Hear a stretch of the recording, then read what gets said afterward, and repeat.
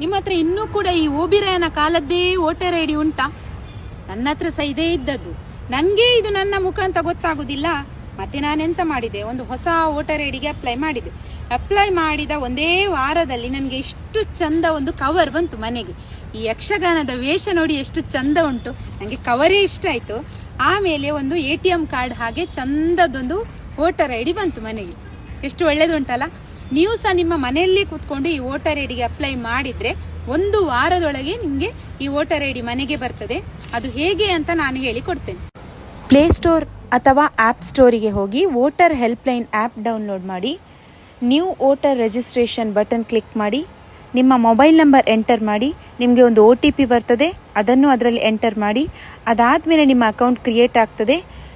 ನಿಮ್ಮ ಎಲ್ಲ ಡೀಟೇಲ್ಸ್ಗಳನ್ನು ಅಲ್ಲಿ ಫಿಲ್ ಮಾಡಿ, ನಿಮ್ಮ ಆಧಾರ್ ಹಾಗೂ ಫೋಟೋ ಕೂಡ ಅಪ್ಲೋಡ್ ಮಾಡಿ ಸಬ್ಮಿಟ್ ಕೊಡಿ.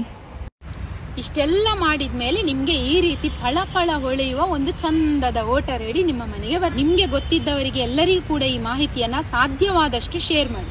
ಧನ್ಯವಾದ.